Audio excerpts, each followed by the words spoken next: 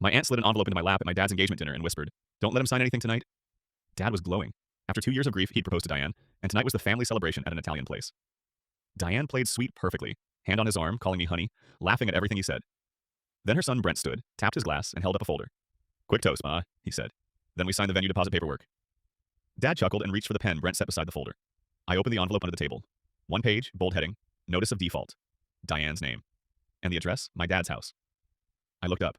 Diane's smile stayed, but her eyes flicked to the folder. "What is this?" I hissed to my aunt. "Lien," Marisol whispered. "Diane can't borrow. Brent's been asking people about refinancing. He thinks Frank's place is the solution." Brent leaned toward Dad. "Just sign here and here." I kept my tone friendly. "Dad, what are you signing?" Brent answered fast. "Authorization. The venue won't hold a date." "Let me see it," I said. Brent's hand landed on the folder, blocking it with a smile. "It's a lot of legal language." "Great," I said. "I'm fluent." That tiny move, his hand over the papers, told me this wasn't a deposit. It was a trap. I stood and lifted my phone. Before paperwork, quick family photo outside. People followed. Diane came too, because refusing would look bad. On the patio, I pressed the notice into Dad's hand. "Read the address." His face drained. "Why is our address on this?" "Because Brent's paperwork isn't about a venue," I said. "If you sign, they can claim you agreed to something tied to the house." Dad swallowed hard. "Diane wouldn't—" "Maybe she wouldn't," I said quietly. "But she's letting him." We went back inside.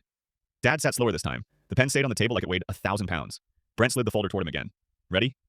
Dad set the pen down. "I'm taking this home to read." Diane's smile tightened. "Frank, why? We're family."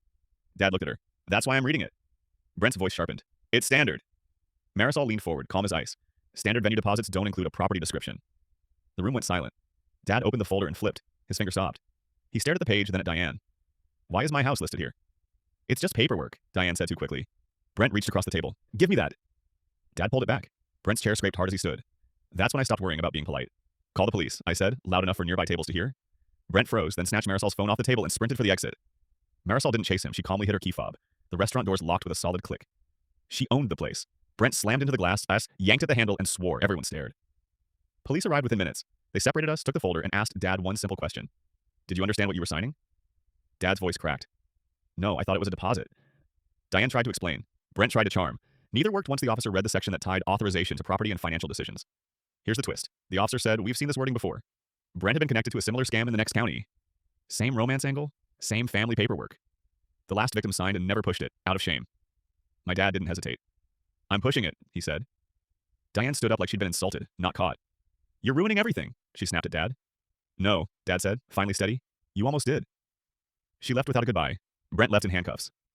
Dad didn't cry at the table. He just picked up the pen, stared at it, and dropped it in the trash like it was poison. 2 weeks later, he moved the house into a trust, updated his will, and told me thank you for not letting me sign my life away.